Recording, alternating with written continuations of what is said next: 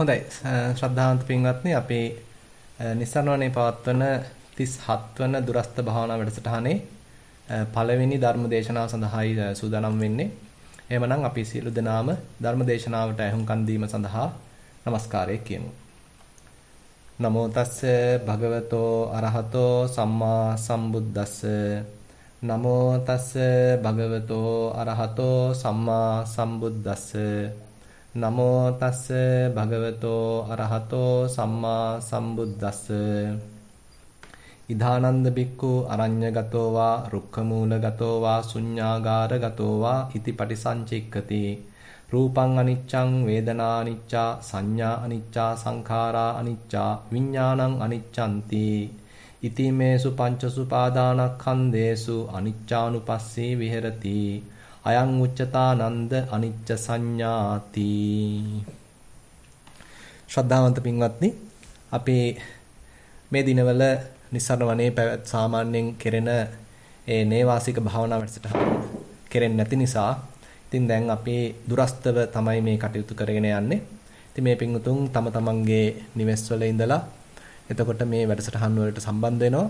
ඉතින් අපි අපේ ශක්ති පමණින් යම්කිසි මඟ පෙන්වීමක් ඒ වගේමයි බුදුරජාණන් වහන්සේගේ ධර්මය යම් පමණකින් ඒ සඳහා උපයෝගී කර ගැනීමක් ඒ සඳහා යම් මඟ පෙන්වීමක් කරන්න උත්සාහන්ත වෙනවා.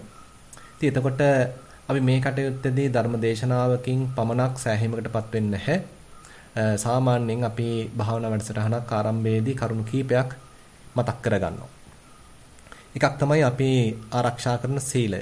විශේෂයෙන්ම අද උදෙත් මේ පින්වුතුන් බොහෝ පිරිසක් සීලය අලුත් කරගත්තා. මොකද අපි භාවනා වැඩසටහනක සම්බන්ධ වෙනකොට එක්තරා අන්දමක පේවීමක්, කැපවීමක් අපි රකින්න සීලය කෙරෙහි යම්කිසි ගෞරවයක් ඇති කරගෙන ඒ කටයුත්තේ යෙදීම තුළින් අපිට ලොකු සෙතක් ශාන්තියක් සැලසෙනවා. මොකද අපි තුල යම්කිසි ඒ සඳහා යොමු වීමක් සිදු වෙනවා.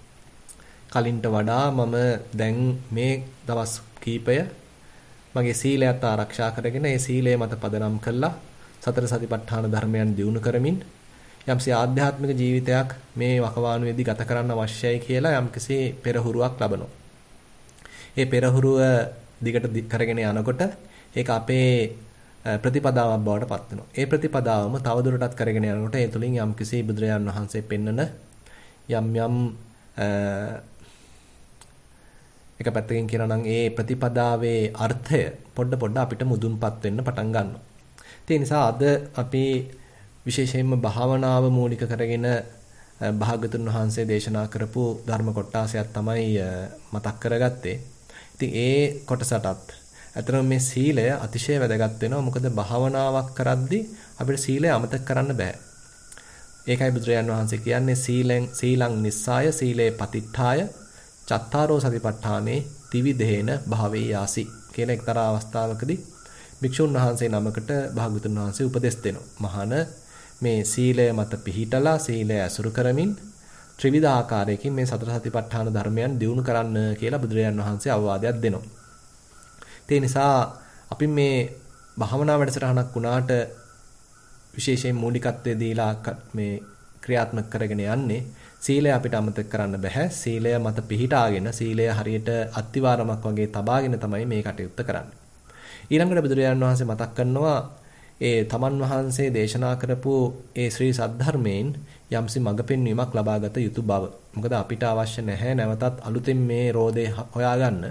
මොකද භාගතුන් වහන්සේ දැනටමත් මේ දහම නිවැරදිව ඒ උන්වහන්සේ සත්‍ය අවබෝධය කළා මේ අපිට වමනා කොටස දේශනා කරලා තියෙනවා. කිසිම ගුරු මුෂ්ටියක් තබා ගන්න නැතුව ලෝකානුකම්පාවෙන් භාගතුන් වහන්සේ දේශනා කරපු දහමක් අදටත් තියෙනවා. ඒ නිසා අපි මේ දහමෙන් හැකිතාක් ඵල ප්‍රයෝජන ලැබමින් තමයි මේ ගමන යන්න උත්සාහන්ත වෙන්නේ.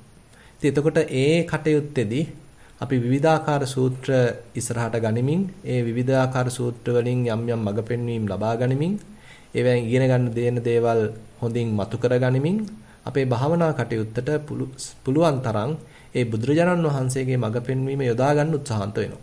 ඉතින් එතකොට මේක මේ ස්වාමින් වහන්සේ කෙනෙක් කියපු දෙයක් නෙමෙයි. මේක නැත්තම් අහවල් පුජ්‍යලයක් කියපු දෙයක් නෙමෙයි. මේක ලෞතර බුදු කෙනෙක් කියපු දෙයක්.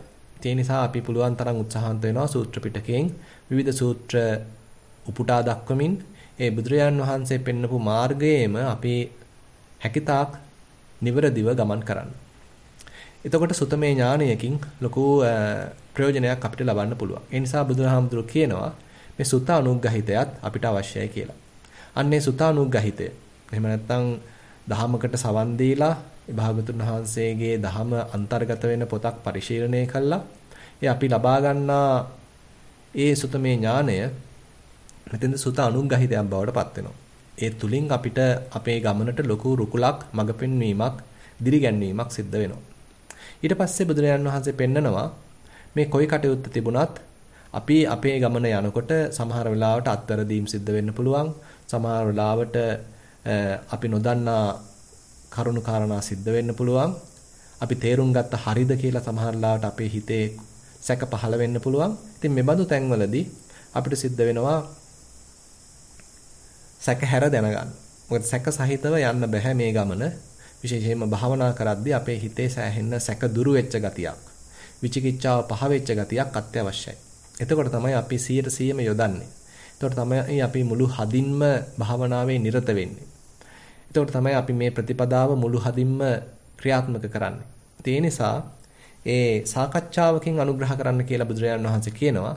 මේ තමන් යන ගමනේදී මුහුණ පාන විවිධාකාර ස්වභාවයන් තවත් කෙනෙක් එක්ක තවත් යම් කල්යාණ මිත්‍රයෙක් එක්ක බෙදා හදා ගනිමින් ඉදිරිපත් කරමින් නොවලහා ඉදිරිපත් කරමින් යම්කිසි ගුරුහරුකමක් අරගන්න යම්කිසි මඟ පෙන්වීමක් අරගන්න උත්සාහවන්ත වෙනවා. ඒ තුලින් අර හිතේ තියෙනවා නම් යම් හෝ සැකමුසු බවක් ඒවා සියල්ල දුරු වෙලා සම්පූර්ණයෙන්ම අපිට පුළුවන් වෙනවා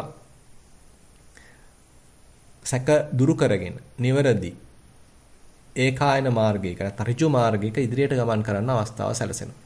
ඒ නිසා ඒ සාකච්ඡාවන් වලිනුත් නිතර නිතර අනුග්‍රහ කරන්න අවශ්‍ය වෙලාවදී අනුග්‍රහ කරන්න කියලා බුදුරජාණන් වහන්සේ මතක් කරනවා.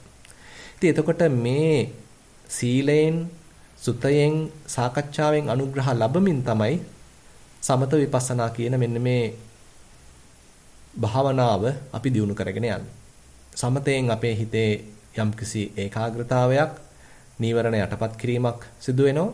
ඊට පස්සේ විපස්සනාවෙන් ඒ අවශ්‍ය කරන සතිය ප්‍රඥාව දියුණු කරගන්න උත්සාහන්ත වෙනවා. ඉතින් මෙන්න මේ බඳු ප්‍රතිපදාවක් තමයි අපි අනුගමනය කරන්න මේ දවස් පහේදී උත්සාහන්ත වෙන්නේ. ඊට පස්සේ මේ කාරණා අපි හිතේ තියාගෙන දැන් අපි උත්සාහන්ත වෙනවා බුදුරජාණන් වහන්සේ දේශනා කරපු යම්කිසි සූත්‍ර දේශනා කීපයක් මුල් කරගෙන අපේ මේ ගමනට යම්කිසි මඟ පෙන්වීමක්, රුකුලක්, දිරිගැන්වීමක් ඇති කරගන්න. ඉතින් මේ වැඩසටහන සඳහා මේ 37 වන දුරස්ත භාවනා වැඩසටහන සඳහා මම මාතෘකා වශයෙන් තබා ගත්තේ අංගුත්තර නිකායේ දසක නිපාතයේ එන ගිරිමානන්ද සූත්‍රය. ඇතරම කීප දෙනෙක් ඉල්ලීමකුත් කළා තිබුණා මේ ගිරිමානන්ද සූත්‍රය මුල් කරගෙන ධර්ම දේශනා මාලාවක් පවත්වන්න කියලා. ඉතින් ඒකත් සැලකිල්ලට අරගෙන අපි කල්පනා කළා මේ ගිරිමානන්ද සූත්‍රය ආශ්‍රයෙන් ධර්ම දේශනා මාලාවක් මේ භාවනා වැඩසටහනට ඉදිරිපත් කරන්න කියලා. එතකොට අපි මේ සූත්‍රයට පොඩ්ඩක් අවධානය යොමු කළොත් මේ සූත්‍රය භාගතුන් වහන්සේ දේශනා කරන්නේ ගිරිමානන්ද කියන එක්තරා ස්වාමින් වහන්සේ නමක් බොහොම දැඩිව ගිලන් වෙච්ච අවස්ථාවකදී. ඉතින් ඒ නිසාම මේ ගිරිමානන්ද සූත්‍රය බෞද්ධයන් අතර ප්‍රසිද්ධ වෙලා තියෙනවා යම්සි කෙනෙක් ගිලන් වූ අවස්ථාවකදී. දැන් අද කාලේ වුණත් ලෝකේ බොහෝ පිරිස් ගිලන් වෙලා බොහොම අසීරුතාවයකටපත් වෙලා විවිධාකාර රෝග බියෙන් පෙළෙන අවස්ථාවක්. ඉතින් ඒ බඳු රෝග බියෙන් පෙළෙන අවස්ථාවකදී රෝගාතුර වෙච්ච අවස්ථාවකදී ඒ තැනත්තාගේ හිතේ තියෙන බිය සැක දුරු කරන්න මේ ගිරිමානන්ද සූත්‍රය සජ්ජායනා කරන්න තරම් බෞද්ධයන් පෙළඹිලා තියෙනවා. ඒ නිසා අද කාලයටත් මේ සූත්‍රය සෑහෙන්න ගැළපෙන ස්වභාවයක් තියෙනවා. නමුත් මෙතෙන්දි මේ ගිරිමානන්ද ස්වාමීන් වහන්සේ රහතන් වහන්සේ කෙනෙක් කියලත් අපි මතක තබා ගත යුතු වෙනවා. මේක නිසා මේ බුදුරජාණන් වහන්සේ දේශනා කරන්නේ සාමාන්‍ය පෘථග්ජන ස්වාමීන් වහන්සේ නමකටම නෙමෙයි රහතන් වහන්සේ නමකට. ඉතින් එතකොට උන්වහන්සේගේ රහත් භාවය ප්‍රකාශ වෙන ගාථා කීපයක්ම තේර ගාථා පාළියේ අන්තර්ගත වෙලා තියෙනවා. මේ පිටුතුන් දන්නවා කුද්දක නිකායේ තේර ගාථා කියලා ඊටාම් වටිනා ධර්ම ග්‍රන්ථයක් අන්තර්ගත වෙලා තියෙනවා. ඒ ධර්ම ග්‍රන්ථයේ තේරගාථා පාළියේ අන්තර්ගත වෙන්නේ විවිධාකාර රහතන් වහන්සේලා. තමන් වහන්සේලා ඒ ලැබපු අවබෝධය ගැනත්, ඒ වගේමයි විඳපු යම් යම් දුක් ගැහැට ගැනත්, ඒ වගේම මේ අරහත්වෙන් පස්සේ සමහර වෙලාවට තමන් වහන්සේලා ඒ විඳින නිරාමිස ප්‍රීතිය ගැනත් කරපු යම් යම් උදාන වාක්‍ය කියලා කියන්න පුළුවන්. ඉතින් එතකොට ගිරිමානන්ද ස්වාමීන් වහන්සේ ඒ වගේම රහත් භාවයටපත් වෙලා ඒ තමන් වහන්සේ බොහොම නිරාමිස ප්‍රීතියක් විඳින ආකාරය, බොහොම සුන්දර සුවයක් විඳින ආකාරය, වූපසම සුඛයක් අත්විඳින ආකාරය ඒ ගිරිමානන්ද තේර ගාථාවල කදිමට විස්තර කරලා තියෙනවා. උදාහරණයක් වශයෙන් එක්තරා අවස්ථාවකදී ඒ ගිරිමානන්ද ස්වාමීන් වහන්සේ කියනවා වස්සති දේවෝ යථා සුගීතං චන්නාමේ කුටිකා සුඛා නිවාතා තස්සං විහරාමි වූපසන්තෝ අතචේ පත්තයසි පවස්ස දේව. මේ එක්තරා අවස්ථාවකදී උන්වහන්සේ බොහොම නිස්කලංකව ගංගාවක් අසබඩ කුටියක බොහොම නික්ලේශීව අල්පේච්ඡව ජීවත් වෙන අවස්ථාවක්. ඒ වෙලාවේදී වැස්සක් එන්න පටන් ගන්නවා. දැන් මේ කාලේ වුණත් බොහොම නිතරම වහිනවා. ඉතින් ඒ ගිරිමානන්ද රහතන් වහන්සේ එක්තරා අවස්ථාවක ඒ කුටියක බොහොම අල්පේච්ඡව කාලය ගත කරනකොට වැස්සක් වහින්න සූදානම් වෙනවා. ඉතින් ඒ වෙලාවේදී මේ වහින වැස්ස දිහා බලලා දැන් ඔන්න වහින්නත් පටන් ගන්නවා. ඉතින් මේ වැස්ස දිහා බලලා උන්වහන්සේ සතුට ප්‍රකාශ කරනවා. උන්වහන්සේ කියනවා හරියට නිකන් ගීතයක් ගයන්න වගේ මේ වැස්ස වහිනවා. ඒ වගේමයි මගේ මේ කුටිය හොඳට හෙවිලි කරලා තියෙන්නේ. ඒ නිසාම මට මාව තෙමෙන්නේ නැහැ. මම බොහොම ආරක්ෂා සහිතව මේ පුංචි කුටියේ වාසය කරනවා. ඒ වගේමයි මේ කුටියේ දැන් දොරපියන් ඔක්කොම වහලා තියෙන්නේ. ඒ නිසාම මට කිසිම වැස්සෙන්, හිරිකඩෙන්, ඒ වගේම මේ හීතල හුළඟින් කිසිම බාධාවක් මට එන්නේ නැහැ. ඒ නිසා මම බොහොම සංසිඳුණු සිතකින් යුක්තව වාසය කරනවා. ඒ නිසා ඉතින් වැස්ස ඔබ කැමති තාක් වහින්න කියලා මේ විදිහට හරීම ලයාන්විත ස්වභාවයකින් මේ ගිරිමානන්ද ස්වාමීන් වහන්සේ මේ වැස්සට ආමන්ත්‍රණය කරනවා. ඉතින් ඇත්තටම මේ වහල සෙවිලි කිරීම, දොරපියන් හොඳින් වසා තැබීම මේවා පින්වත්නි මේ ව්‍යංගයෙන් පෙන්වන්නේ උන්වහන්සේගේ හිතේ රාගය සම්පූර්ණයෙන් දුරු වී පැවතීම. ඉතින් ඒක ඊළඟ ගාථා වලින් හරිය ලස්සනට ප්‍රකාශ වෙනවා. තමන් වහන්සේගේ හිත රාගයෙන් තොර බව, තමන් වහන්සේගේ හිත ද්වේෂයෙන් තොර බව, තමන් වහන්සේගේ හිත මෝහයෙන් තොර බව ඊළඟ ගාථා වලින් ප්‍රකාශ වෙනවා. ඉතින් එතකොට උන්වහන්සේගේ හිත සම්පූර්ණයෙන්ම රාග ද්වේෂ මෝහයන්ගෙන් නිදහස් වෙලා ඒ කිසිම රාග ද්වේෂ මෝහ නිසා පැමිණෙන කිසිම පීඩාවකින් දැන් පෙලෙන්නේ නැහැ. ඒ බඳු තත්වයක තමයි උන්වහන්සේ පසු වෙන්නේ. ඉතින් ඒක අර වගේ කුටියට උපමා කරලා කුටියේ තියෙන දොරත් වහලා තියෙන්නේ, ජනෙල් පියන් ඔක්කොම වහලා තියෙන්නේ, දැන් හරිම ආරක්ෂා සහිතවයි තියෙන්නේ. ඉතින් කොච්චර වැස්සත් මට කිසි ප්‍රශ්නයක් නැහැ කියන ප්‍රකාශයෙන් උන්වහන්සේ ව්‍යංගයෙන් අපිට පෙන්ලා දෙනවා. ඉතින් එහෙම ඉඳගෙන උන්වහන්සේ බොහොම නිවන් සුවයක් වළඳමින් තමයි කාලය ගත කරන්නේ. කෙසේ නමුත් මේ රහතන් වහන්සේත් යම් අවස්ථාවක අතිශය දුක්ඛිත මට්ටමකින් රෝගාතුර වෙනවා. දැන් මේ පිටුතුන් දන්නවා රහත් උනත් මේ පංචස්කන්ධය කියන එක විශේෂයෙන්ම මේ කය රෝගාතුර වෙන ස්වභාවයක් තියෙනවා. ඒතර මේ කය කියන එක රහත් උනා කියලා සුවිශේෂී කයක් වෙන්නේ නැහැ. සමහර ලාවට හිතේ තියෙන සංසිඳීම නිසා, හිතේ තියෙන ඒ උන්වහන්සේලාගේ නික්ලේශී බව නිසා, ඒ හිත නිසා වෙන ලෙඩ දැන් උන්වහන්සේලාට වෙන දෙන්නේ නමුත් මේ විවිධාකාර අනෙකුත් හේතු කාරණා නිසා මේ කය ලෙඩ වෙනවා. ඉතින් අන්න ඒ බඳු කයක් සහිතව තමයි මේ රහතන් වහන්සේලාත් පිරිනිවන් පාන තාක් කාලය ගත කරන්නේ.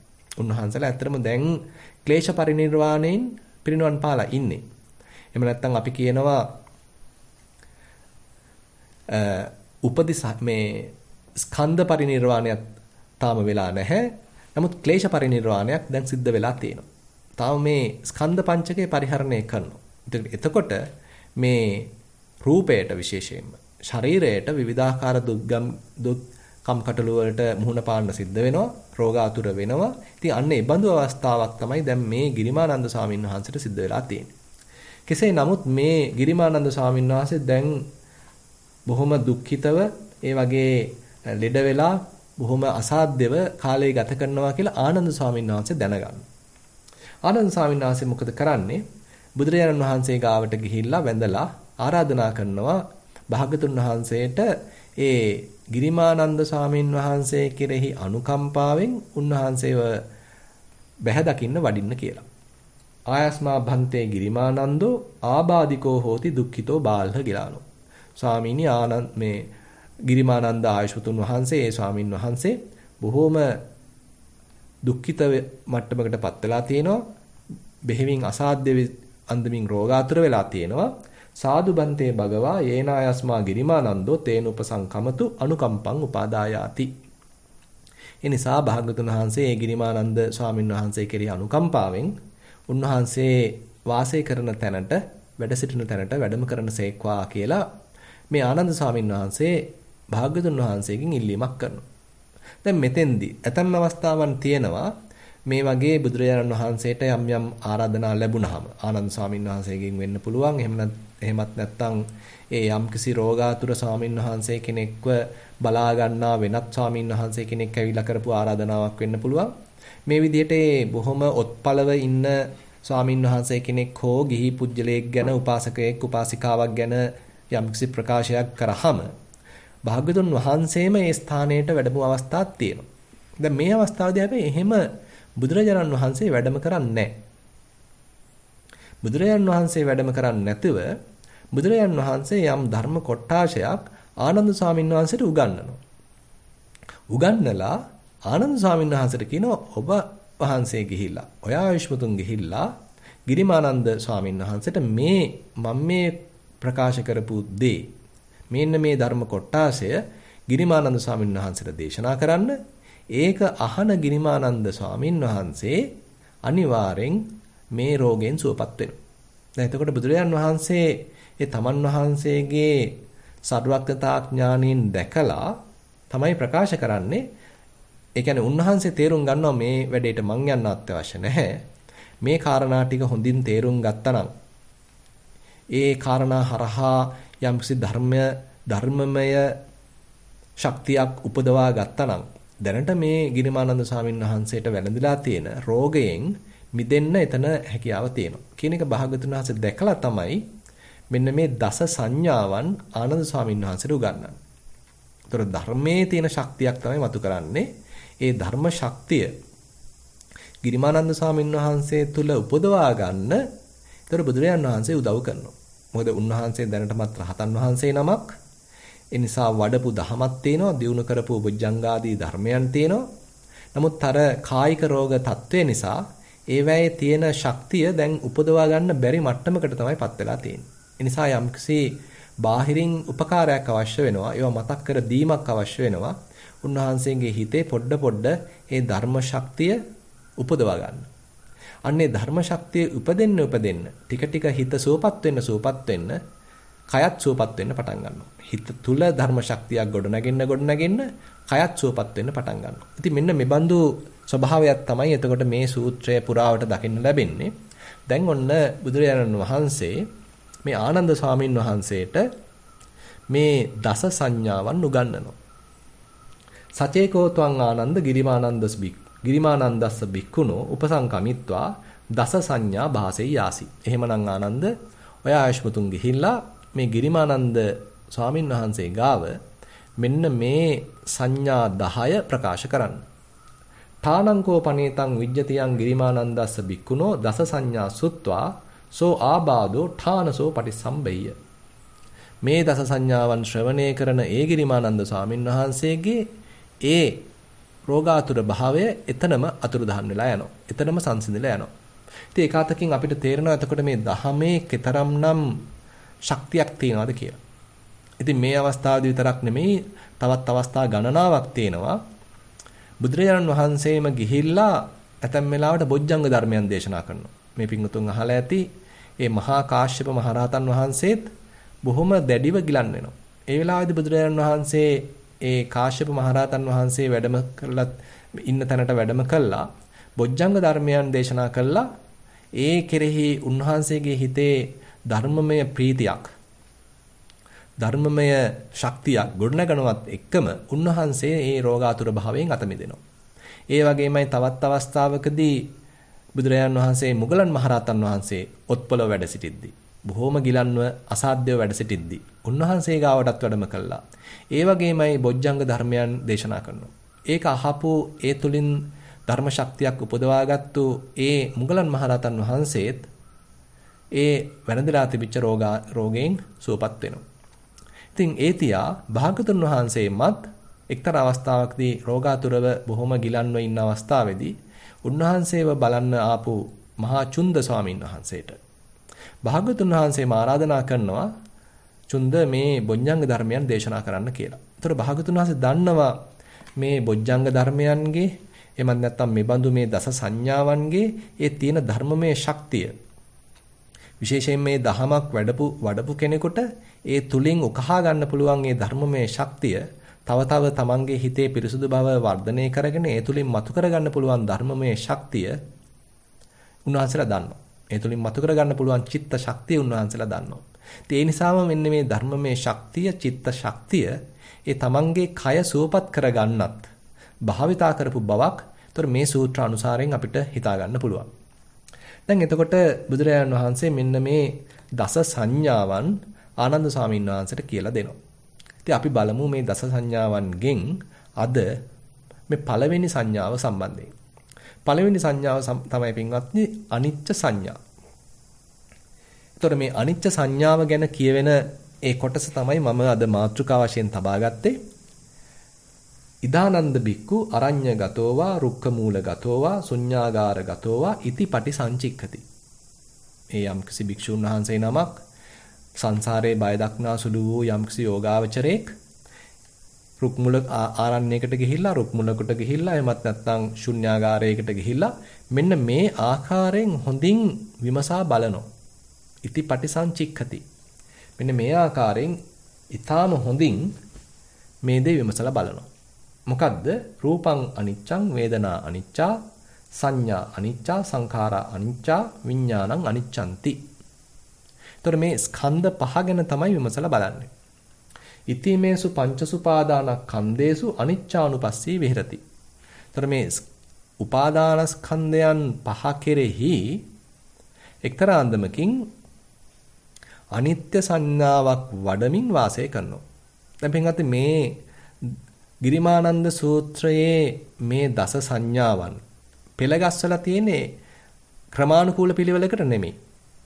දැන් ඇතම් සූත්‍ර තියෙනවා දස සංඥා සූත්‍ර කියලා තවත් සූත්‍රයක් එනවා අංගුත්තර නිකායේ දසක නිපාතේම. ඉතින් එතන එහෙම මේක පිළිවෙලට ගොඩනගලා තියෙනවා. ඒ කියන්නේ බොහොම සරල තැනකින් පටන් අරගෙන ක්‍රමානුකූලව ගැඹුරට යන අන්දමින් පෙළගස්සපු සූත්‍ර දේශනාවන් තියෙනවා. ඒක සාමාන්‍යයෙන් පෘථග්ජන මට්ටමක ඉඳන් වඩාගෙන යන්න පුළුවන් ගතියක්. ඊට පස්සේ කල්යාණ පෘථග්ජන මට්ටමකට පැමිණෙන ගතියක්. ඊට පස්සේ සේක මට්ටමකට පැමිණෙන ගතියක්. ඉතින් ওই විදිහට දිගට ක්‍රමානුකූලත්වයක් ඒ බඳු තැන්වල අන්තර්ගත වෙලා තියෙනවා. නමුත් මේ සූත්‍රයේදී විශේෂයෙන්ම ගිරිමානන්ද සූත්‍රයේදී ඒ පුංචි තැනින් පටන් අරගෙන නැත්නම් සරල තැනකින් පටන් අරන් ගැඹුරට යන විදිහේ ක්‍රමයකටම නෙමෙයි මේ දස සංඥාවන් අන්තර්ගත වෙලා තියෙන්නේ. ඒ හැර මේ දස සංඥාවන් අතර මුල් 9 විතරයි සංඥා මට්ටමේ තියෙන්නේ. අන්තිම එක ඇවිල්ලා ආනාපාන සතිය. ඒක සංඥාවක් නෙමෙයි. ඉතින් එතකොට මේ දහම ප්‍රගුණ කරපු යම්කිසි ස්වාමින්වහන්සේ නමක් යම්සි යෝගාවචරයෙක් ඒ දහම තුල එක්තරා අන්දමකින් හසුරවීමක් හොඳ ධර්මමය ඥානයක් කුළු ගැන්වීමක් මේ පෙළ ගැස්වීම තුල අන්තර්ගත වෙනවා කියන්න පුළුවන්. ඒක අර බොහොම සරල තැනකින් පටන් අරන් ගැඹුරට යෑමක් කියලා කියනවට වඩා උන්වහන්සේ වඩපු දහම හොඳට එහෙම් මෙහෙන් අරගෙන හොඳට කුළු ගන්වා ලීමක් තමයි මෙතන කළා තියෙන්නේ. පටන් ගැනීම තියෙනවා එතකොට අනිච්ච සංඥාවයි. එක අතින් අපිට හිතන්න පුළුවන් මේ දහමේ අතිශය ප්‍රබල ඉගැන්වීමක් තමයි මේ අනිත්‍ය සංඥාව. දැන් ඉතින් අපි සරලව හිතාගත්තොත් මේ සංඥා මට්ටම කියන්නේ අපි කවුරුත් පැටලෙන තැනක්.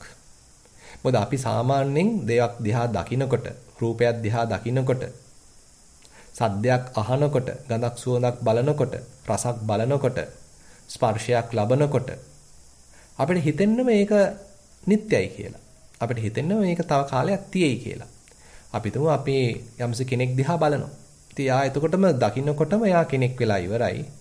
එයා දිහා අපි බැලුවා. එයා දැන් ඉන්නවා. එයා ඊයේත් හිටියා. හෙටත් ඉන්නවා. තව අවුරුදු ගානකුත් ඉඳීවි කියලා අපි ඒ ගන්න සංඥාවෙම තියෙන නිත්‍ය ස්වභාවයක්. ඒ නිත්‍ය සංඥාවකට කොටු වෙලාම තමයි අපි හඳුනගන්නේ. අපි නිමිති අනුසාරයෙන් හඳුනගන්නවා. ඒ නිමිතිකරණය තුලම තියෙන්නේ එක්තරා අන්දමකින් කියනවා නම් නිත්‍ය සංඥාවක්. අපිට නිත්‍ය සංඥාවකින් තොරව නිමිත්තක් ගන්නවත් බෑ. ඉතින් එතකොට අපි කෙනෙක් දිහා බලලා එහෙම නැත්නම් දෙයක් දිහා බලලා ඒ ගැන අපේ හිතේ නිමිත්තක් සංඥාවක් ඒ යම් යම් සලකුණු අපේ හිතේ ඇති කරගන්නවා කියන්නෙම අපි ඒ අවස්ථාවේදී නිත්‍ය සංඥාවට අහු වුණා කියන එකයි. ඒ නිසා අපි මේ ලෝකේ ජීවත් වෙද්දී අපි හිතමු අපි රූපවාහිනිය බලනවා. ඉතින් ඒකේ විවිධාකාර දේවල් පෙන්වනවා. අපි හිතින් හදා ගන්නවා ඒ රූපේ. අපි හිතින් හදා ගන්නවා ඒ ලෝකේ. ඊට පස්සේ අපි ඒ ලෝකෙත් තියෙනවා කියලා හිතා ගන්නවා. අපි මේ නිත්‍ය සංඥාවට අහු වෙලා ඒ සංකල්පමය රාමුවක් තුල හිර වෙලා අපි කාලය ගත කරනවා. ඉතින් එතකොට අපි නිත්‍ය සංඥාවට අහු වෙලාම තමයි ඒ බඳු ජීවිතයක් ගත කරන්නේ. ඉතින් ඕකට සාමාන්‍යයෙන් කියනවා සංඥා විපල්ලාස කියලා. අනිච්චේ නිච්ච සංඥා. ඇත්ත වශයෙන්ම ගැඹුරෙන් බැලුවොත්, සුපරික්ෂාකාරීව බැලුවොත්, විපස්සනා නුවණකින් බැලුවොත් මෙතන තියෙන්නේ අතිශය සියුම් අනිත්‍ය ස්වභාවයක්. මොහොතක් පාසා ඇතිලා නැතිලා යන ස්වභාවයක් කොතනක් තියෙන්නේ. නමුත් ඒ දහම අපිට වැටහෙන්නේ නැහැ. අපි මේ මසසින් බලලා, මතු පිටින් බලලා, අයෝනිසෝ මනසිකාරයකින් බලලා අපි තේරුම් ගන්නෙව මේ සියල්ල නිට්ටයයි. මම මේ දකින්න පුජ්‍යලයා නිට්ටයයි, දකින්න දේ නිට්ටයයි. එයා අදත් ඉන්නවා, එයා හෙටත් ඉන්නවා, අනිද්දාටත් ඉන්නවා, දිගට ඉඳීවි කියලා අන්න ඒ වගේ අපි දිගු කාලීන සැලසුම් තමයි හදන්නේ. දේවල් සම්බන්ධනොත් එහෙමයි. අපි ඇහෙන් දැක්කට දෙයක් ඒකේ අනිත්‍යතාවයක් එකපාරට අපිට ප්‍රකට වෙන්නේ නැහැ. කනෙන් සද්දයක් අහද්දිත් අපිට අනිත්‍යත්වයක් ගැන හිතෙන්නේ නැහැ. හැබැයි සද්ද නම් අනිත්‍යයි. හැබැයි අපිට ඒ පැත්තට අපේ හිත යොමු වෙලා නැත්තම් අපිට අනිත්‍යත්වය ප්‍රකට වෙන්නේ නැහැ. ගඳක් සුවඳක් ආග්‍රහණය කරද්දී උනත් කෙනෙක් නුවණින් කල්පනා කරලා බැලුවොත් එයාට තේරුම් ගන්න පුළුවන් මෙතන තියෙනවා එක්තරා අන්දමක අනිත්‍ය ස්වභාවයක්. ඇතිලා නැතිලා යන ස්වභාවයක්. නමුත් ඒ පැත්තට හිත හුරු කළා නැත්තම් ඒ අනිත්‍යත්වය යාට වැටහෙන්නේ නැහැ. ඒ වගේමයි දිවෙන් රසක් භුක්ති විඳිනකොට ආහාර වේලක් අනුභව කරද්දී එතන තියෙනවා සුළු වේලාවක පවතින වින්දනයක්. නමුත් එතන ඒ වින්දනය සුළු මොහොතකින් අවසන් වෙනවා කියන එක අපි හිතන්නේ. ඒ වගේම අපි කයෙන් යම් කිසි ස්පර්ශයක් ලබද්දී, යම් ආස්වාදයක් ලබද්දී, යම් සැපක් භුක්ති විඳිද්දී එතනක් තියෙනවා එක්තරා අන්දමක ආස්වාදයක්, සුවයක්. නමුත් ඒ වෙලාවේදී අපි ඒකට අහු වෙලා කටයුතු කරනවා මිසක් එතන ඒ අපි විඳින වින්දනයේ තියෙන අනිත්‍ය ස්වභාවයක් ගැන, ඒකේ තියෙන වෙනස් වීම ගැන, විපරිණාමය ගැන අපිට හිතෙන්නේ නැහැ. එතන තමයි පින්වත්නි අත් වශයෙන්ම අපේ තියෙන ඒ සාමාන්‍ය පෘථග්ජන මනස. සාමාන්‍යයෙන් ආස්වාදයට යට වෙච්ච ආස්වාදයට යට වෙච්ච ආස්වාදයේ හඹාගෙන යන සැප හොයාගෙන යන මනස. ඉතින් ඒ සැප හොයාගෙන යන්නෙම නිත්‍ය සංඥාවට කොටු වෙලා, නිත්‍ය සංඥාවට අහු වෙලා. නුපුහුණු මනසක් කියලා කියන්න පුළුවන්. දහමේ නුපුහුණු මනසක්. ඉතින් එතකොට මෙන්න මේ නුපුහුණු මනස එහෙමනම් අපි ඒ සංකල්පමය පැත්තෙන්ම උනත් යම් පමණකට පුරුදු කරන්න අවශ්‍යයි. අපිට සියලු සංකල්ප බැහැර කළා එකපාරටම පරමාර්ථ මට්ටමකින් මේක අවබෝධ කරගන්නවා කියන එක ප්‍රායෝගික නෑ. අපි එහෙමනම් මේ සංකල්ප මට්ටමිනුත් යම්කිසි උපකාරයක් අරගෙන තමයි පොඩ ඒ සංකල්පමේ රාමුව දිය කර හරිමින් අපේ හිතේ ගැඹුරු දහමක් අවබෝධ කරගන්න උත්සාහන්ත වෙන්න තියෙන්නේ. ඉතින් එතකොට මෙන්න මේ පුහුණුව එක අතකින් මේ ගිරිමානන්ද සූත්‍රයේදී මේ දස සංඥාවල හොඳට පෙන්ලා දීලා තියෙනවා. තාම එතකොට බැලුවොත් ඒ යම්කිසි තැනැත්තෙක් තුළ වැඩිච්ච අනිත්‍ය සංඥාවක් නැහැ.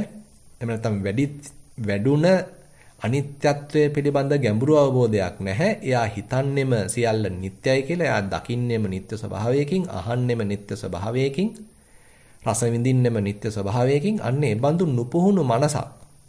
එhmenan අපි එකපාරටම අනිත්‍යත්වයක් අත්දකින්න, ප්‍රත්‍යක්ෂ අවබෝධයක් ලබන්න, පරමාර්ථ මට්ටමකින් එකපාරටම මේ ගැඹුරු ධමයක් අවබෝධ කරගන්න හැකියාවක් නැහැ. ඉතින් එයා එහෙමනම් එක්තරා අන්දමකින් ක්‍රමානුකූලව මේ පුහුණු කිරීමක් කරා යොමු කරන්න අවශ්‍ය වෙනවා.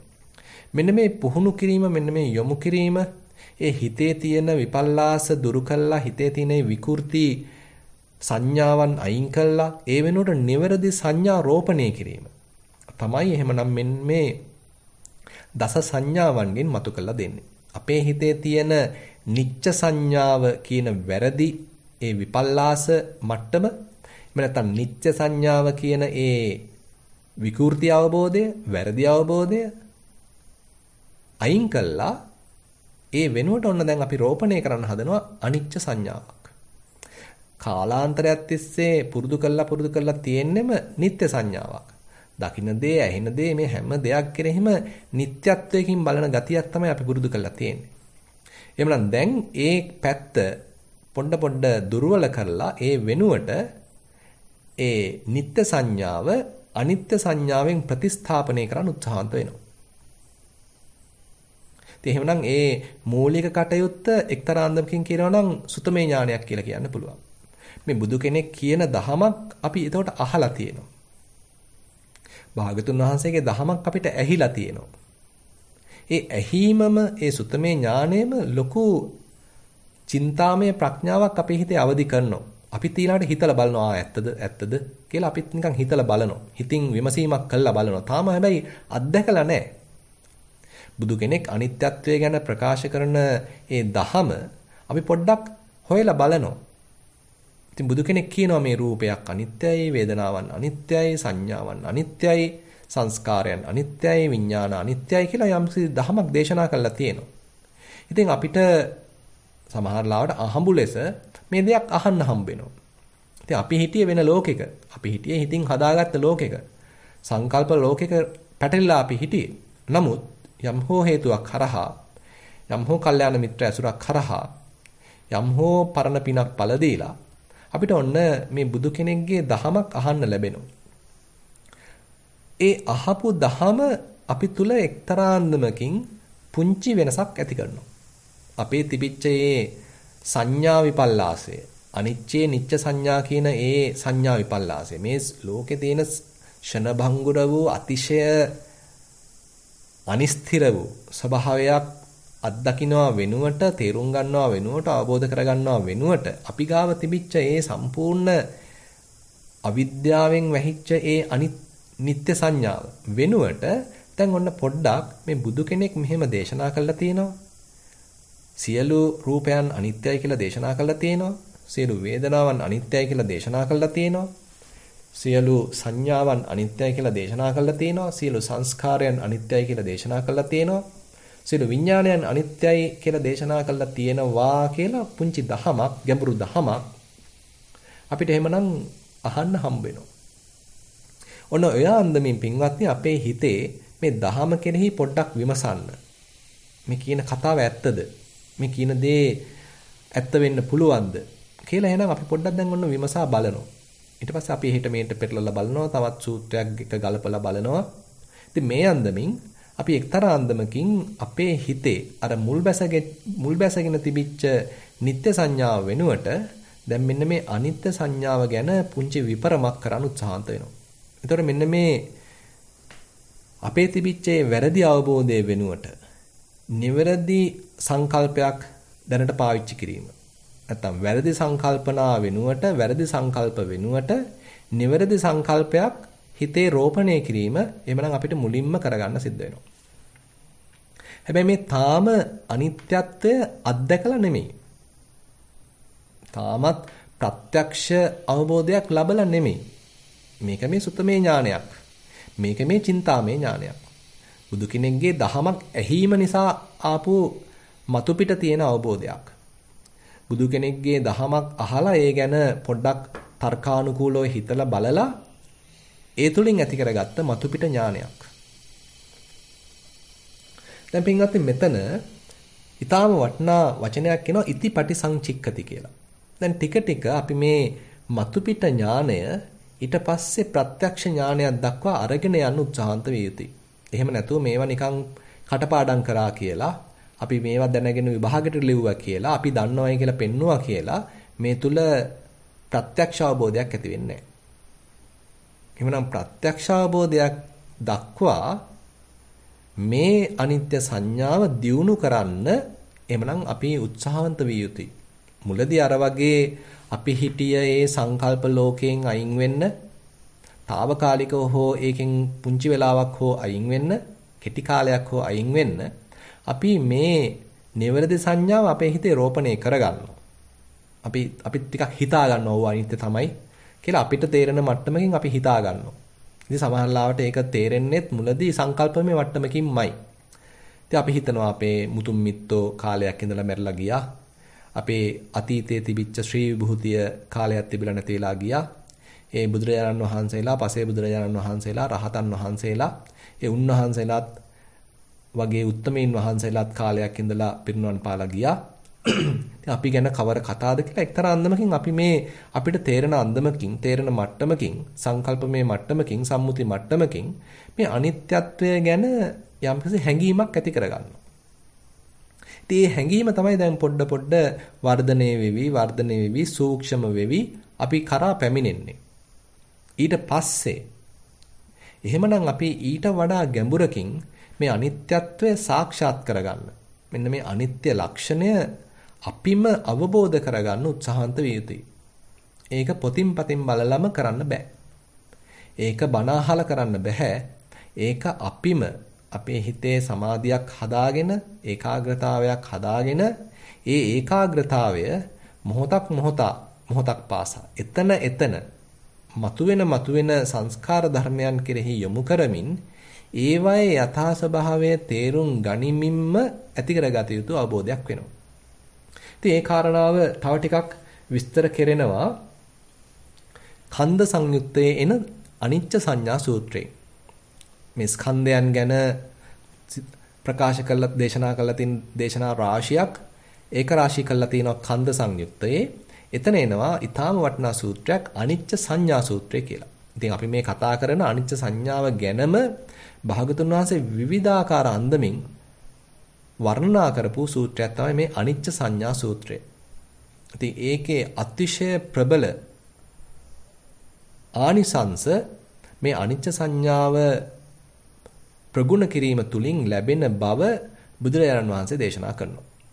ඉතින් ඒ සූත්‍රයට කෙටියෙන් අපි පොඩ්ඩක් පිවිසුනොත් බුදුරජාණන් වහන්සේ කියනවා ඉති රූපස්ස සමුදයෝ ඉති රූපස්ස අත්තගමෝ ඉති වේදනාස සමුදයෝ ඉති වේදනාස අත්තගමෝ. ඉතින් මේ විදිහට ස්කන්ධ පහ ගැනම කියනවා. ඉති විඥානස්ස සමුදයෝ ඉති විඥානස්ස අත්තගමෝ. එවං භාවිතාකෝ භික්ඛවේ අනිච්ච සංඥා එවං බහුලී කතා සබ්බං කාමරාගම් පරියාදියති සබ්බං රූපරාගම් පරියාදියති සබ්බං භවරාගම් පරියාදියති සබ්බං අවිජ්ජං පරියාදියති සබ්බං අස්මිමානං පරියාදියති සමූහන්තිති. දැන් එතකොට බැලුවාම මේ අනිත්‍ය සංඥාව යම්සි කෙනෙක් නිවරදිව ප්‍රගුණ කරගෙන සාක්ෂාත් කරගෙන ප්‍රත්‍යක්ෂ කරගෙන ඉස්සරහට යනවා නම් බුදුරජාණන් වහන්සේ කියනවා ඒක බහුලීකృత කරනවා නම් ඒතනත්තා තුළ තියෙන සම්පූර්ණ කාමරාගය දුර වෙලා යනවා. සම්පූර්ණයෙන්ම රූපරාගය දුර වෙලා යනවා. සම්පූර්ණයෙන්ම භවරාගය දුර වෙලා යනවා. ඒතනත්තා තුළ තියෙන අවිද්‍යාව සම්පූර්ණයෙන්ම ප්‍රහාණය වෙලා යනවා. ඒතනත්තා තුළ මුල් බැසගෙන තියෙන අස්මිමානය සම්පූර්ණයෙන්ම දුර වෙලා යනවා. සමූහන්ති. ඒක සමූලෝත්පාටණය වෙනවා. මුලින් උපුටා දබන්න පුළුවන් ගතියක් මෙන්න මේ අනිත්‍ය සංඥාවට තියෙනවා. ඒ අනුව අපිට තේරෙනවා මේක මහා ප්‍රබල භාවනා කමටහනක්. පටන් ගන්නෙ මේ බොහොම සරල තැනකින්. පටන් ගන්නෙ අර අපි ගාව තියෙන නිත්‍ය සංඥාව කියන විකෘත දැක්ම, ඒ විපරීත දැක්ම අයින් කළා ඒ වෙනුවට පොඩ්ඩක් නිකන් හිතන්න සලස්සලා. දේවල් කෙරෙහි යම්කිසි ඒවැ විපරිණාමයේ දකිමින්, ඒවැ තියෙන වෙනස් වීම දකිමින්, ඒවැ තියෙන කාලයක් තිබිලා නැති වෙලා යන හැටි දකිමින් පොඩ්ඩක් මේ නිත්‍ය සංඥාවෙන් අනිත්‍ය සංඥාවට පොඩ්ඩක් මාරු කළා තමයි පටන් ගන්න. හැබැයි එතන නෙමෙයි අවසානය. ඒ සම්මුති මට්ටම නෙමෙයි අවසානය. ඒ සම්මුති මට්ටම නෙමෙයි ගැඹුරු විපස්සනා නුවණ. එහෙනම් ගැඹුරු විපස්සනා නුවණකට යන්න නම් දැන් මේ බුදුරජාන් වහන්සේ පෙන්නන මෙන්න මේ අනිත්‍ය සංඥා සූත්‍රයේ පෙන්නන මට්ටම එහෙනම් අපි පොඩ දියුණු කරන්න අවශ්‍යයි. දැන් අපි මේ ස්කන්ධ පහෙන් අපි පළවෙනි ස්කන්ධය, ඒ කියන්නේ රූපස්කන්ධය අරගෙන ටිකක් මේ ගැඹුරු කාරණා විස්තර කරගන්න ටිකක් තේරුම් අරගන්න උත්සාහන්ත වෙමු.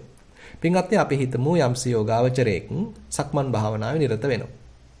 ඉතින් යා මුලදී වම දකුණ කියලා මෙනෙහි කිරීමක් කළා තමයි වැඩේ පටන් ගන්න. ඉතින් බැලුවාම අපි මේ යන්න තියෙන තැනින් සෑහෙන ඈතකින් තමයි පටන් ගන්න තියෙන්නේ. දැන් මේ කතා කරන්නේ අතිශය සූක්ෂම මට්ටම් ගැන. ඒනොට අපි පටන් ගත්තේ මේ වම දකුණ කියලා. ඉතින් කෙනෙක් අහන්නත් පුළුවන් ඉතින් කොහොම කළා කවද්ද නිවන් දකින්නේ කියලා. නමුත් ඒකයි මම මුලින්ම කිව්වේ අපි පිවිසෙන්න තියෙන්නේ මේ සංකල්ප හරහාමයි. අපිට එකපාරටම පරමාර්ථයක් අල්ලන්න බෑ. අපි දන්න තැනකින් ඕනේ පටන් ගන්න.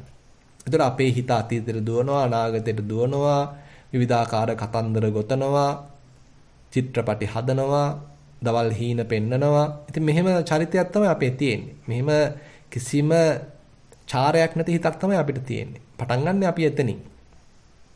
අන්න ඒ බඳු චාරයක් නැති හිතට පොඩ්ඩක් මේ වම් පාදයේ පොළවේ වදිනකොට වම කියලා කියන්න උගන්වනවා.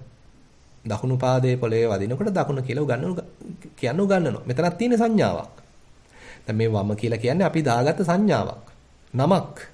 දකුණ කියලා කියන්නේ අපි දාගත්ත නමක්. නමුත් මේක පවා අපිට භාවනාවට උපයෝගී කරගන්න පුළුවන්. උපකාර කරගන්න පුළුවන්. පින්වත්නි බුදුරජාණන් වහන්සේ පෙන්වන්නේ එකාතකින් මේ වගේ විවිධාකාර හරි සූක්ෂම උපක්‍රම රාශියක්. ඒ උපක්‍රම රාශියෙන් ප්‍රයෝජන ගන්න එක අපේ දක්ෂකම වෙනවා.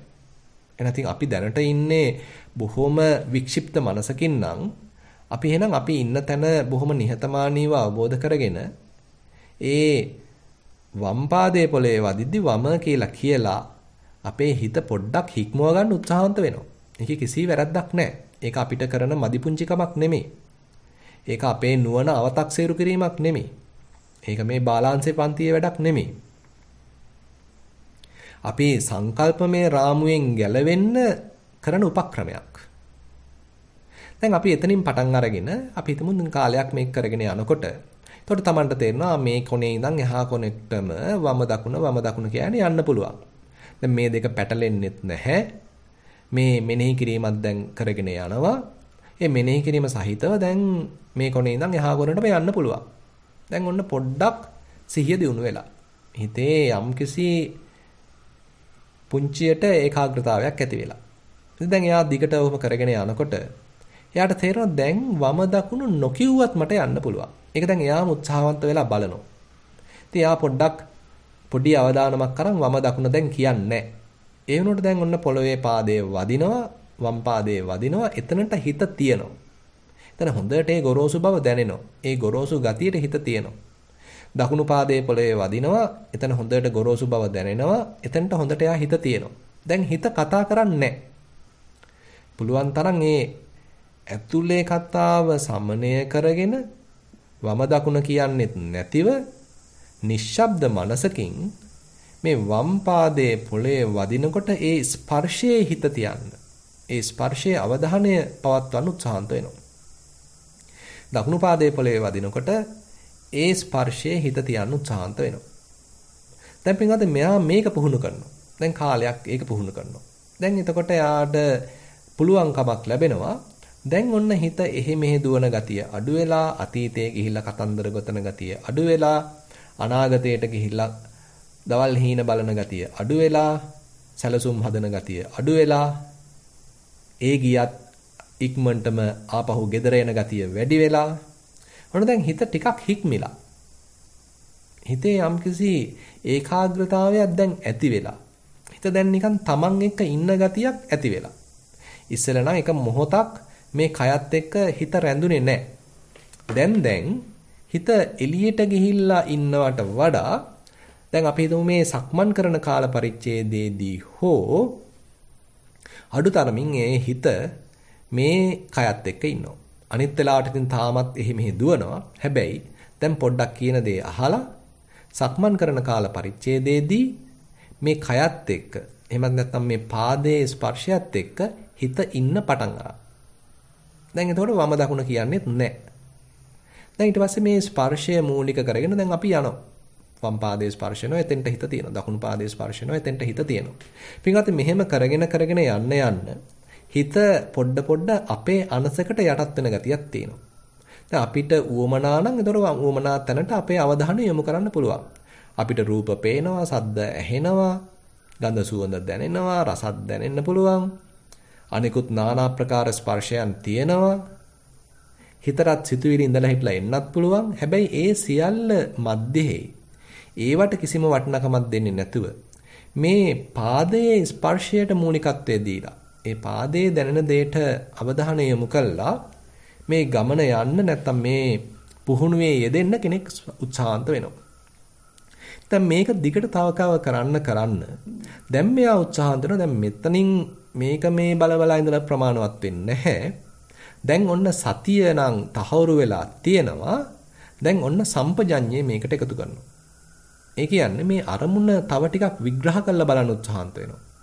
එතකොට යාට තේරෙනවා මේ පාදයේ මේ දැනෙන ගොරෝසු ගතිය විතරක් නෙමෙයි තියෙන්නේ. මේ ගොරෝසු ගතියට අමතරව තව සිනිඳු ගතියකුත් තියෙනවා. මෙන්න සිසිල් ගතියකුත් තියෙනවා. මෙන්න උණුසුම් ගතියකුත් තියෙනවා. සමහර තැන්වල තෙත් ගතියකුත් තියෙනවා. සමහර තැන්වල වියලි ගතියකුත් තියෙනවා.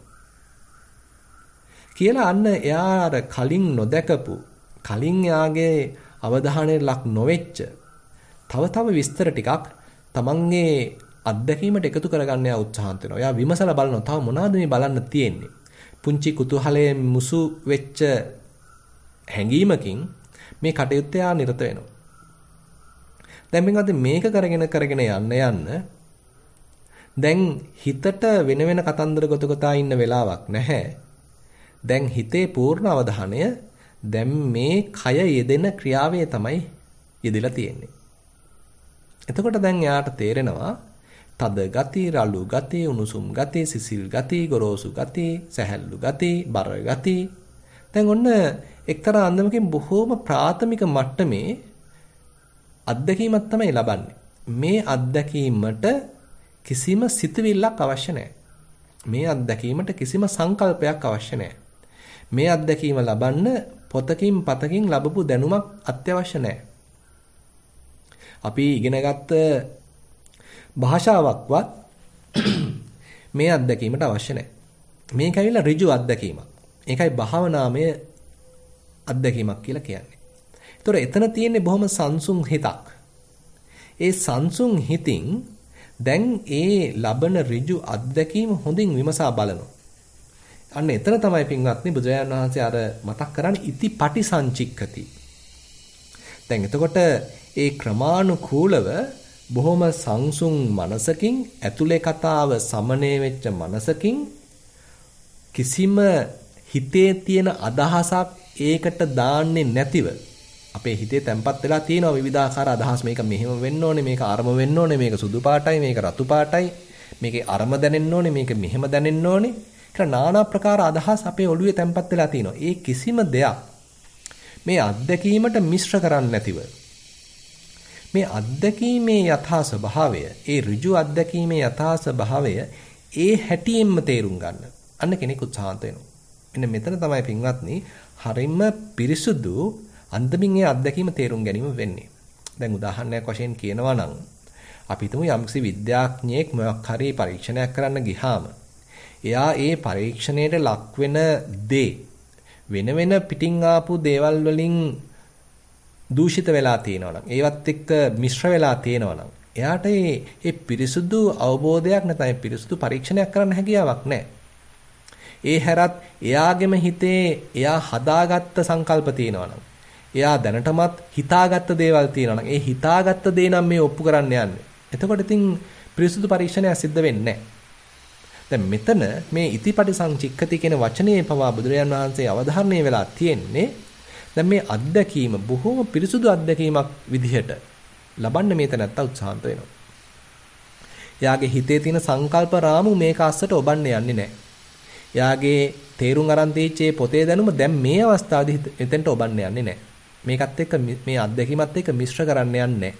ඒ වෙනුවට මේ අත්දැකීම බොහොම පිරිසුදු අත්දැකීමක් වශයෙන් ඒ අත්දැකීමේ යථා ස්වභාවයේ වශයෙන්ම ලබන්න යා උත්සාහන්ත වෙනවා. දැන් මෙහෙම කරගෙන යනකොට දැන් එයාට තේරෙනවා මේ විවිධාකාර මේ ගති ලක්ෂණ ඇති වෙන ස්වභාවයක් තියෙනවා.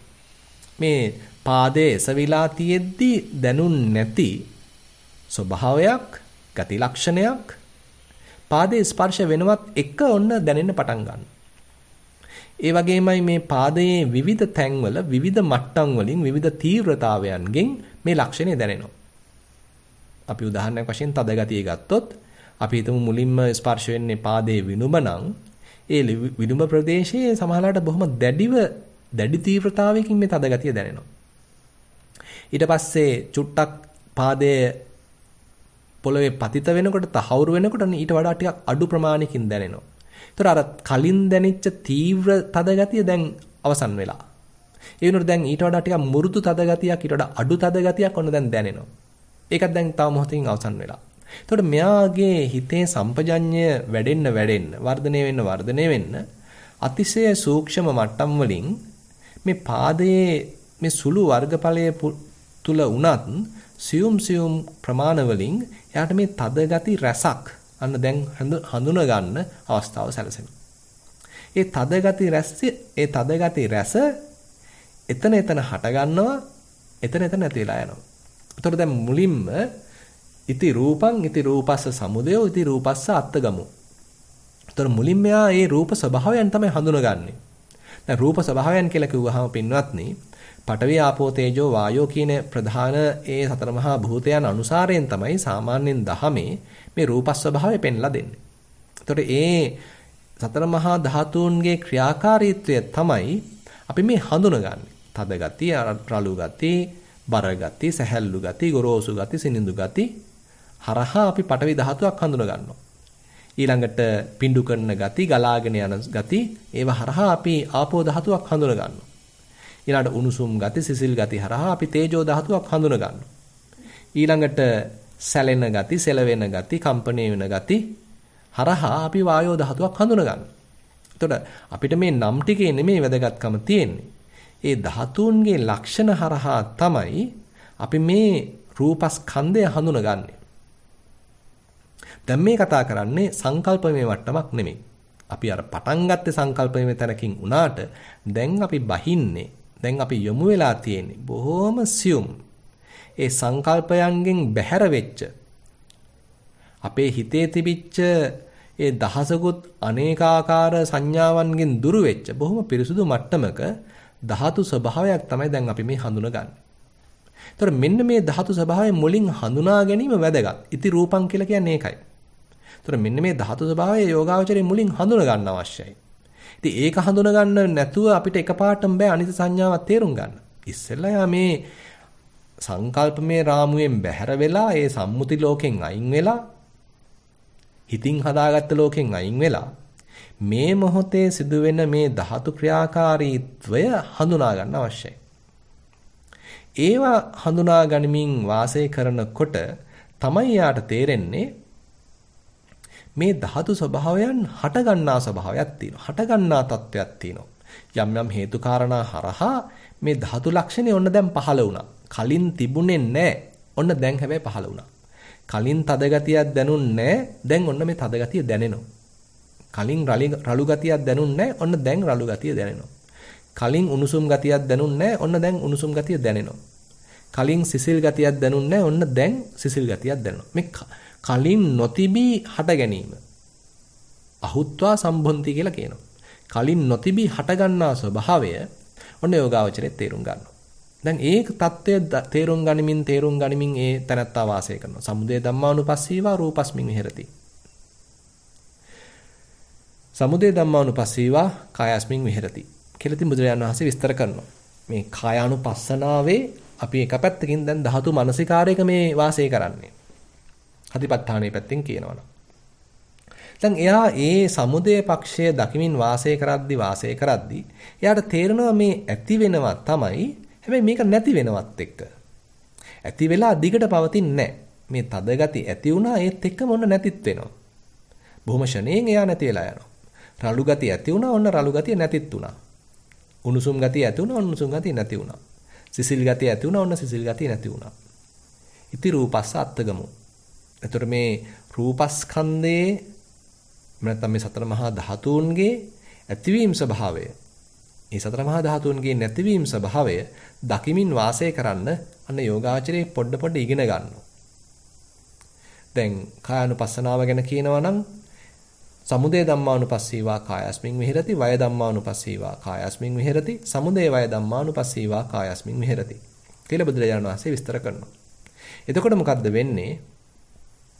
දැන් එයා හිතින් හදාගත්ත දේවල් ඔක්කොම දැන් පැත්තකට ගිහිල්ලා අතීතයේ දේවල් පැත්තකට ගිහිල්ලා අනාගතයේ සම්බන්ධ දේවල් පැත්තකට ගිහිල්ලා මේ මොහොතේ එළඹ සිට සිහියකින් හිතේ හැදිච්ච හොඳ ඒකාග්‍රතාවයකින් එතන මේ හටගන්නා එතන නිරුද්ධ වෙලා යන මෙන්න මේ රූපස්කන්ධය ගැන එයා හොඳින් දකිමින් වාසය කරනවා. ඒතර පින්වත්නි මෙතන අතිශය සූක්ෂම අන්දමකින් දැන් ඔන්න මෙයාට මේ යෝගාවචරයට මෙන්න මේ අනිත්‍ය ලක්ෂණය ප්‍රකට වෙන්න පටන් ගන්නවා. මේ වෙයිලා මේ දිගට තියෙන දේවල් නෙමෙයි මේක කලින් නොතිබී හට අරගෙන එතනම අවසන්ලා යන ස්වභාවයක්, ෂය වෙලා යන ස්වභාවයක්, බිඳිලා යන ස්වභාවයක්, නිරුද්ධ වෙලා යන ස්වභාවයක් තියෙනවා කියලා දැන් අන්න යෝගාවචරයේ මේ ධාතුන් කොයිකටත් උරුම වෙච්ච අන්නේ අනිත්‍ය ලක්ෂණය තේරුම් ගන්නවා. ඉතින් මෙන්න මේ ලක්ෂණය තේරුම් ගනිමින් දැන් කටයුතු කරනවා.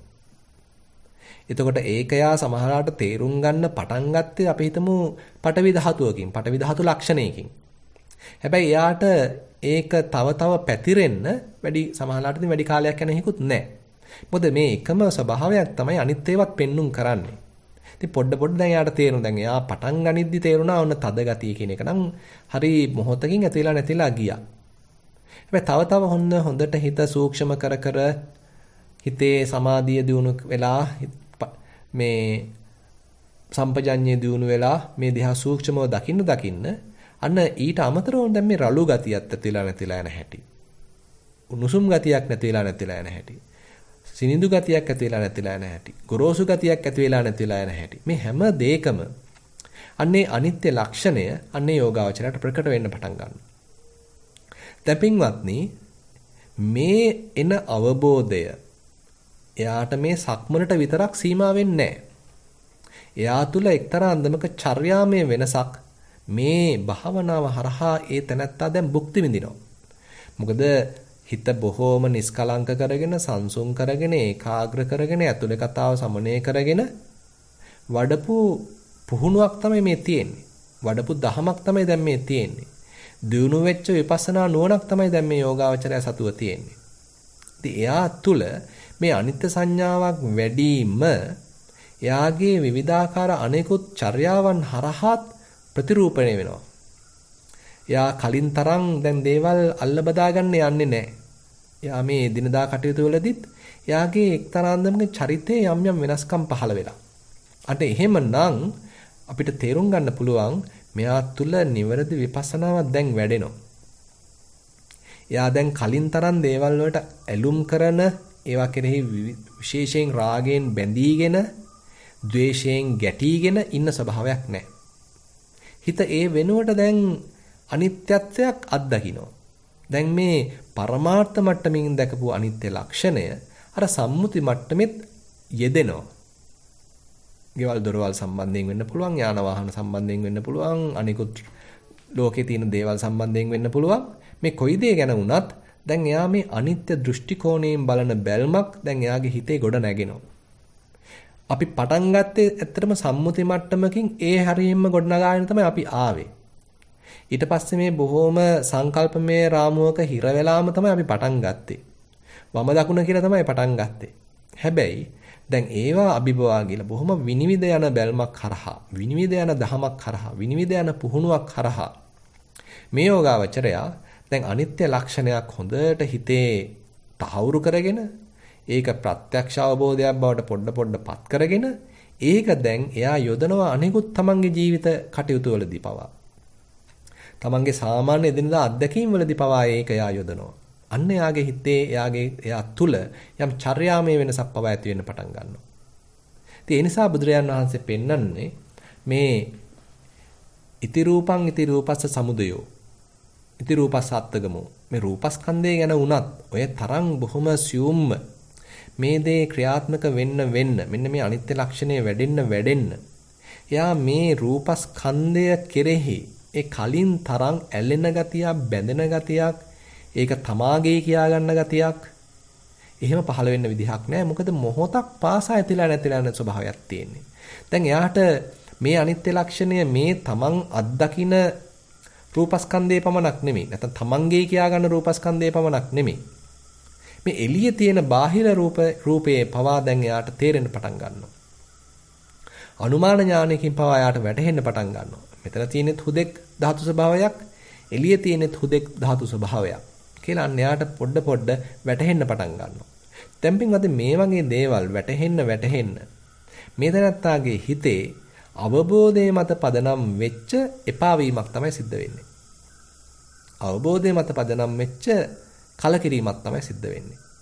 දැන් කලින් තරම් අල්ලගන්න යන්නේ කලින් තරම් මගේ කියා ගන්න යන්නේ කලින් තරම් දිගට තියෙන දේවල් මේ කියලා හිතා ගන්න යන්නේ කලින් තරම් නිත්‍ය සංඥාවෙන් පැටලෙන්න යන්නේ නැහැ.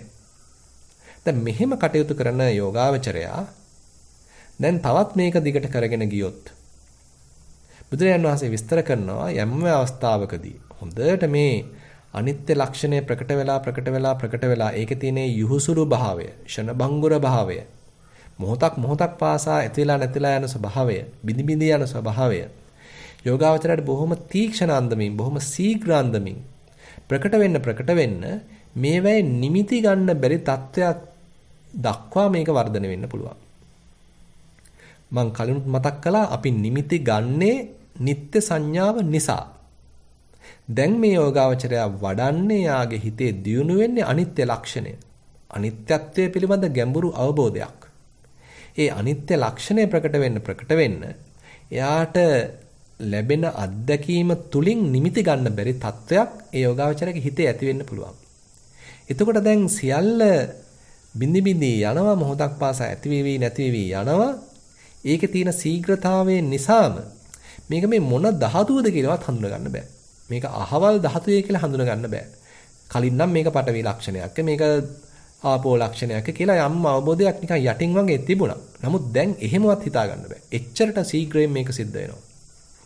යම් අවස්ථාවක මේ වගේ තැනුත් පසු කරගෙන ගිහිල්ලා යෝගාවචරයේ මේ සියලු ස්වභාවයන්ගේ ඒ අනිත්‍ය ලක්ෂණය ප්‍රකට වෙවි ගිහිල්ලා ඒකේ නිමිති ගන්න බැරි වෙලා නිමිති නොගන්නා තත්වයකට හිතපත් වෙන්න පුළුවන්. එතකොට බුදුරජාණන් වහන්සේ කියන මෙන්න මේ අනිමිත්ත කියන විමෝක්ෂ මුඛයකින් එයාගේ හිත తాවකාලිකව ඔන්න නිදහස් වීමක් සිද්ධ වෙන්න පුළුවන්. ඉතින් දහමේ වෙනත් සූත්‍ර අනුසාරයෙන් අපිට හිතා ගන්න පුළුවන්. එතකොට අර හිත ඒකාග්‍ර වෙලා මේ වෙලාවේදී සූක්ෂමව බැඳිලා හිටියේ මේ රූපස්කන්ධයත් එක්ක. නමුත් ඒ හොඳින් අධ්‍යයනය කරමින් හිටිය, හොඳින් විග්‍රහ කරමින් හිටිය, සොයා බලමින් හිටිය ඒ රූපස්කන්ධයම මොහොතක් පාසා ඇතිලා නැතිලා යන හැටි දකින්න දැන් මේ යෝගාවචරයට ඒ හිත එතන පවත්වන්න බැරි වෙනවා. මොකද හිත දෙයක් උපාදාන කරන් ඉන්නේ, අල්ලගෙන ඉන්නේ, තණ්හාවෙන් බැඳිලා ඉන්නේ. ඒක නිට්ටයයි කියන සංඥාව මත පිහිටාගෙන. දැන් මෙයාට තේරෙන්නේ මේක අනිත්‍යයි කියලා. එහෙමනම් අන්න එතන දැන් පිහිටන්න බැරි ගතියක්. එතන රැඳෙන්න බැරි ගතියක්. එතන තහවුරු වෙන්න බැරි ගතියක්. දැන් මේ හිතේ ක්‍රියාත්මක වෙලා හිතට නිමිති ගන්න බැරි වෙලා හිත රූපස්කන්ධයෙන් නිදහස් වෙන්න පුළුවන්. ඒතර මේක මේ తాවකාලික නිදහසක්. ඒතර මෙන්න මෙබඳු නිදහසක් ටික වර්ධනය වෙවි ගිහිල්ලා තමයි කෙනෙක් ඒ අනිමිත්ත මට්ටමකට නැත්නම් අනිමිත්ත සමාධි මට්ටමකට හිත ගන්න තත්වයක් යෝගාවචරයේ හිතේ ඇති වෙන්නේ.